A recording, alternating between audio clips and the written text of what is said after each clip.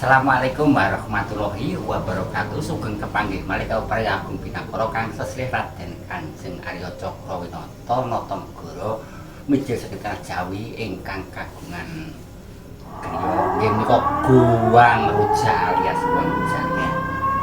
Nek ngono ki kaya Mbah tuwek tenan. Niki kula ngagem busana ingkang kula agem samenika busana saking tanah Jawi. Niki ingkang namine iket niki iket kanthi kula niki iket model napa model waras Romanggala niki nggih iketan dhewe niki kula niku sebab kula niku mantan seniman ketoprak Wahyu Budaya wonten ing Desa Pilang Karangkadan menika kula niku ingkang kawastanan Ki Agung Binapra Guwang Rujak. Sugeng para pamirsa para lenggah ingkang tansah pinaringan karaharjan, monggo sami Samangan biasa ngono lho. kalih kula Rasa basa. Kok ana dibuka ndang ngono ndang. ambatalake poso nggih niki dedaharan ingkang wonten samenika badhe kula repiu. Nggih, monggo sami-sami kalih Guwang Rujak ambatalake poso. Ayo monggo. Niki sampun titik wancine buka. Bismillahirrahmanirrahim. Lah kowe melok buka apa ora kok ning kono ora poso kok. Ndorone sik. Niki namine iket niki mboten blangkon niki iket. Wis ta ada mangan. Kok Wah. Niki dino iku ceritane macem-macem ngoten nggih. ku jangan kok ngene besan. Nah, kula niku mangane niku nggih. Matur suwun San. Tak oblok-oblok. Niki Nggih, Man. sego teh. Segone kok ngene besan. Tak tambahi banyu ben. Nah, niki minumane teh manis niku ampun kan nggih. Panjenengan niku ampun minum teh manis kebanyakan niku. Lama-lama mesti saged. Ora manis iki gulane sak sendok. Iku tahu, jangan kok ngene besan tak goreng. Jangan. Dhisik no. Oh, badhe anjuk toyo petak. Alah segeri ra Iki wis ana sing pedo. Blok-blok. Blok kabeh iki. Jangan. Kawae blok-blok. Sambel ki sambel kecap. Iya. Jangan jangan gule kadane. Kula niku napa-napa nggih doyan mawon nanging ora patek kan niku suwengan kula niku jangan ngopo. Lho, kaketok lho.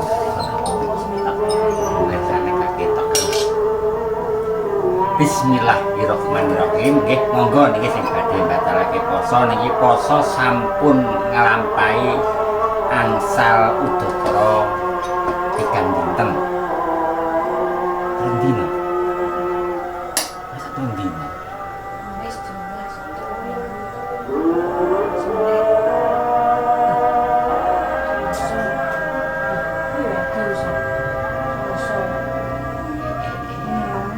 Walah mong dina.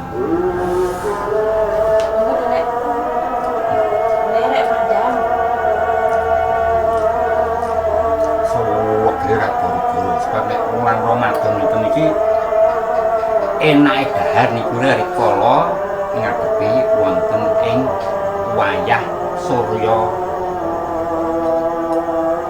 sampun boten ketingal. Sampun nonton niku boten madang ngeten niku lah enake ra guru.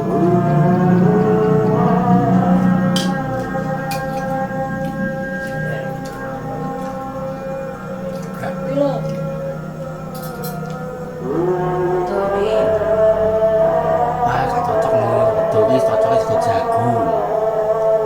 Bedo cocoknya sego beras jangane lompong.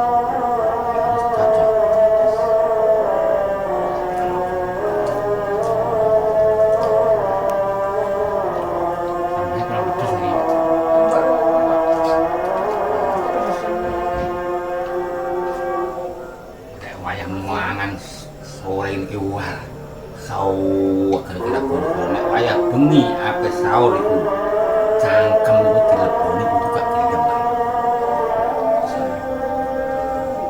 Ra ketok iki lho.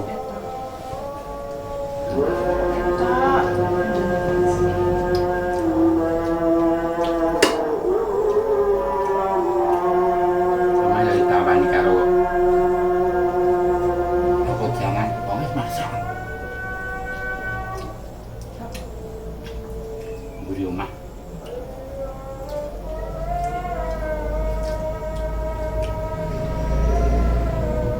Quay lại là của lui tập nữa cấp rồi. Aku apa dengar di sini tunggu ya? Mari udah digoreng dikai kuning-kuning tuh kamu ke bumbu kok toko gila. Rasanya kok piye ngono aku tak sawangi ketok koyo wong kadas. Wis kuya ya. Rokok.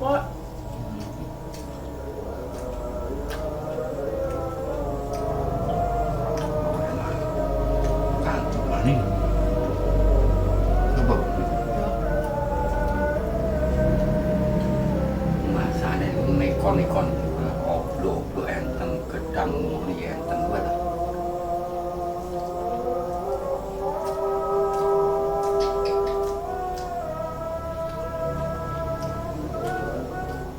Banget nih.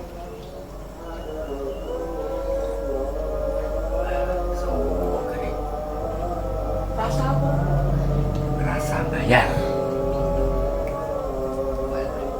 Sama lain. Ampun jaluk lho nggih, niki mung panganan iki nggih. Nek panjenengan dugi wonten ing Pasewakan Agung Kulon Ruksa mungkin kaget sampeyan. Nek saking kamera niku ketinggalan niku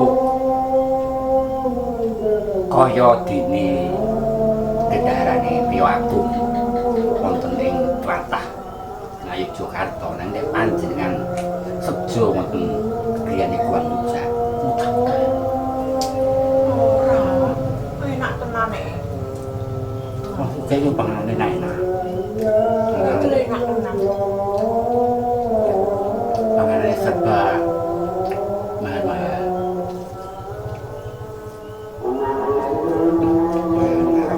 Gulu.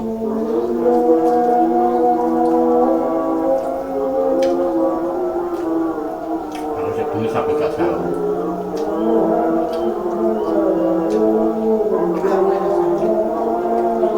Iya, mulai Bapak Jenegoro wis mangan. Bisa kono aku kok gak. Iki lawo iki taune ditaune. Terus kamu sampai lek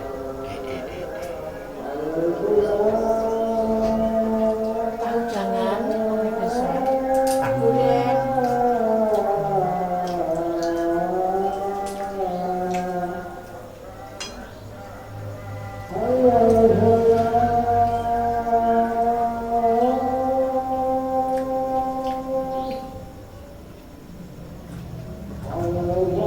Wah, tajai anak mobil nih.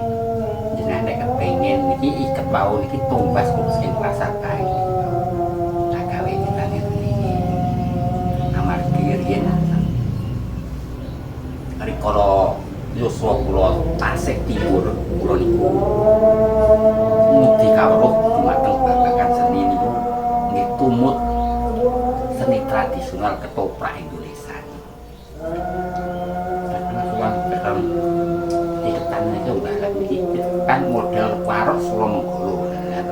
Kanthi sing ngeten iki warok Solo Menggolo ngeten iki. Nek wonten tlatah Jawi niku mboten enten kanthi sing ngeten iki mboten enten barusan dene nek mentole ngoten ae. Barusan iki saged kok sing modal kene nek mentole niki mboten enten jambek ngoten saged. Niki kula niku wonten ing sandiwara ketoprak niku tek kadhapuk dados tiyang tek wonten ing film antagonis ngeten iki bacane. Pemeran kasar imbuh neh Nanging menawi wonten ing pedhopran niku umpama lakone niku ya marulang. Umpamane damarulan ngoten nggih, kula dados damarulane niku menawi ngangge iketan mboten sing model ngeten niki ikete Bromo Corah. Ikete tansah alus ngangge sumping wonten ing sisih mriki wae ganteng iki wis sampeyan tak jaman niku. Damarulan. Lho, tening karo kamera niku wis dipacaki nganggo kosmetik wae. Niku kados tiyang ngali lingsem banget.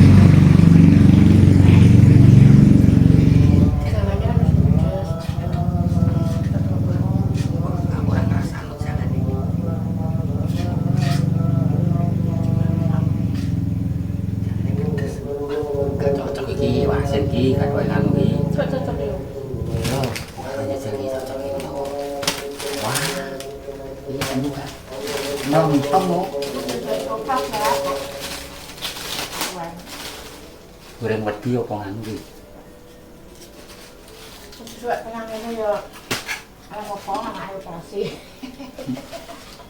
Oh, goreng wedi.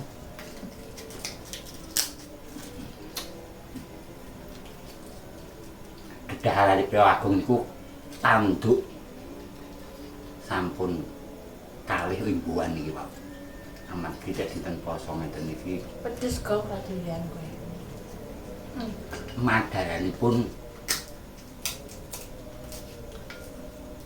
sampun longkongan oteng.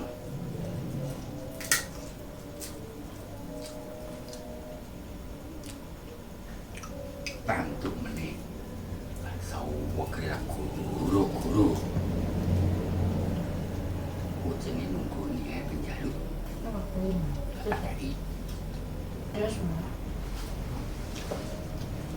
Ya. Apa? Mak ketemu sentuh.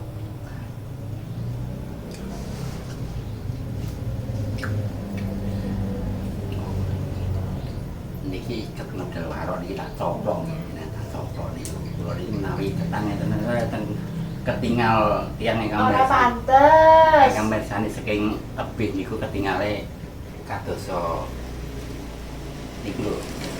Napa niku? Telah saking tlatah Ngayogyakarta kali Surakarta niku nggih ngoten iki. Abdi dalem. Lho niki lho. Lah ketuntas, lugas, udah mau lugas ngeten iki. Kula sampun Ini ya lek kuat tenan. medun king panggung ngoten niku lek kuat.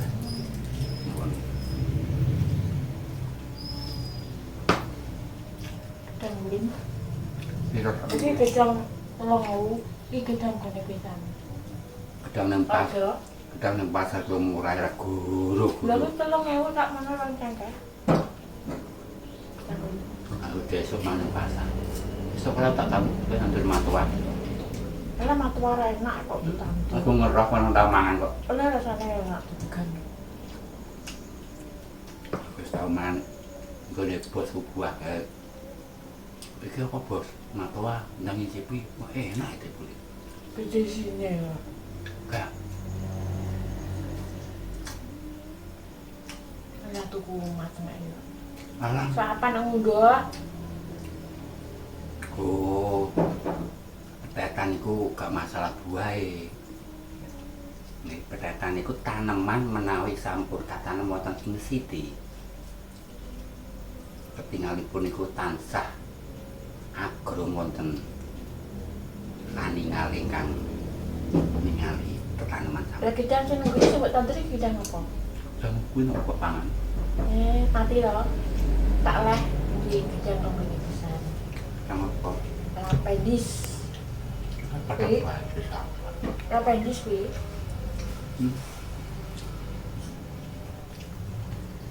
Kita Gedang mas-mas. Indomaret lho.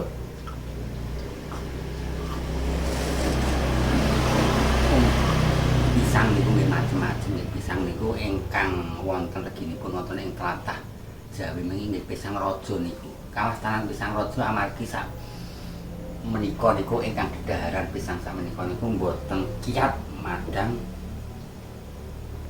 amargi tiang raja Mataram. Ngerti pastane tiang. Ya saiki sing aran den raja. Raja. Raja sing anu ngeten dilai. Raja kuwi raja lulang. Tapi enak. Kuning nek mateng. Namanya gedang raja niku regane nggih sainggile gedang ingkang wonten ing sedaya kemawon.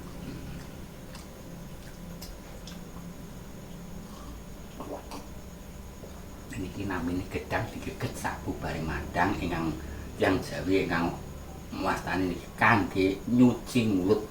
Cangkeme kok dicuci piringe kaya dikono rinso. Wah, kuat kan. Nah, itu penting.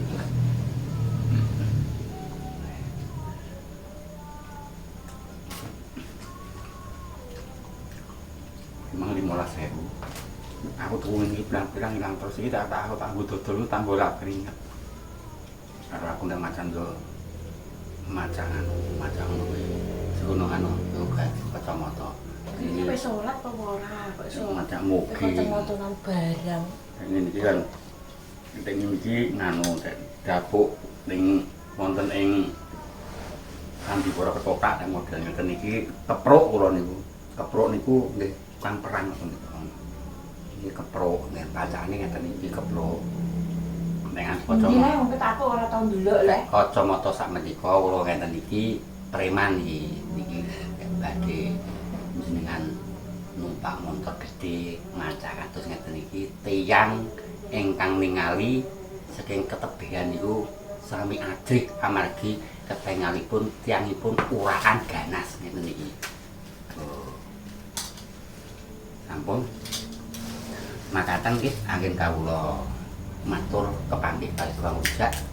Mugi panjenengan kula dongani selamat karajan les sambi kala mulai saking urip wonten ing alam bebrayan mangke wangsul wonten ing ngarsaning Allah Subhanahu wa taala. Selamat menunaikan ibadah puasa. Wassalamualaikum warahmatullahi wabarakatuh. Waalaikumsalam. Kajeng Dimas Agung Cokro Hadinata Kang Ujak badhe anglampahi salat maghrib. Assalamualaikum warahmatullahi wabarakatuh.